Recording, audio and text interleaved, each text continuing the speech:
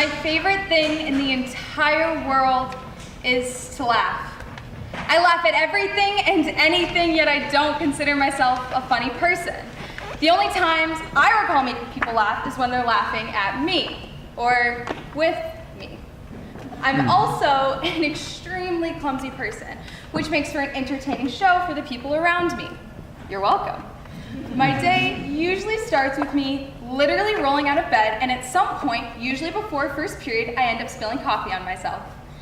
The beauty of my clumsiness is that it likes to remain as unique and unpredictable as possible. A really great example of this is when I sprained my ankle making a sandwich. And as sad as I am to admit this, it's a true story. Everything was going great. I made my sandwich, just like this. Bread, ham, cheese, and the real killer, mayo.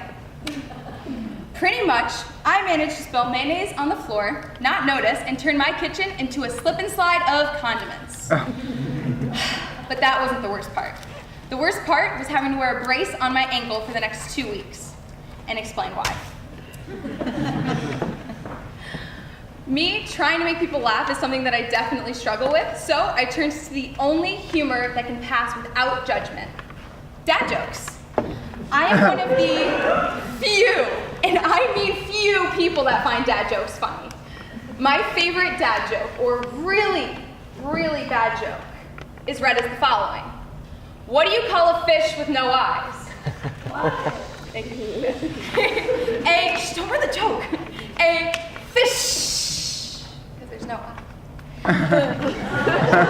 There we go, yeah. I laughed at that joke for 8 minutes straight after hearing it for the first time. I think I'm at a point in my life where people aren't laughing at the joke, they're laughing at the fact that I find the joke funny. I also think that we've just accepted dad jokes for what they are. Dictionary.com says dad jokes are unoriginal and unfunny jokes told by a middle-aged man. However, today we break that stereotype, as you will be hearing. Unoriginal and unfunny jokes told by a teenage girl.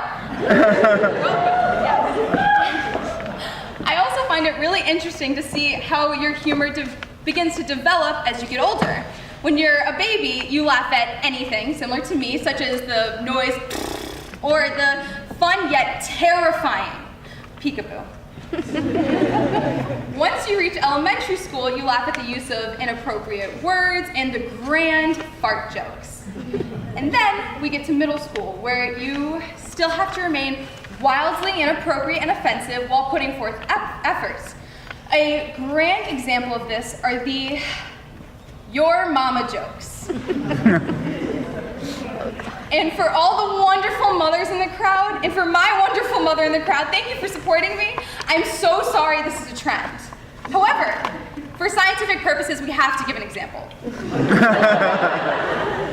Your mama is so fat, she only goes down on the elevator. Oh.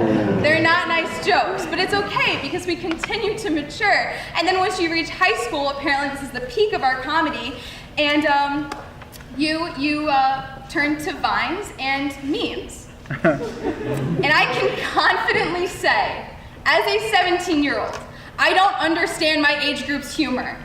But once again, for scientific purposes, I went out and I researched it for you guys. And I found a meme, and this is the meme I decided to show you. It is Dr. Phil, photoshopped as an M&M, wearing Timberlands.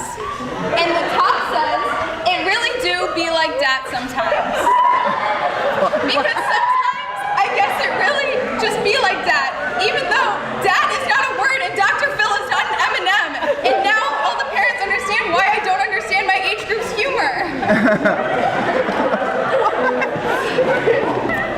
But it's okay because your comedy begins to mature and it continues to mature and then it starts to deteriorate and it continues to deteriorate, and that, my friends, is how we ended up with a dad joke.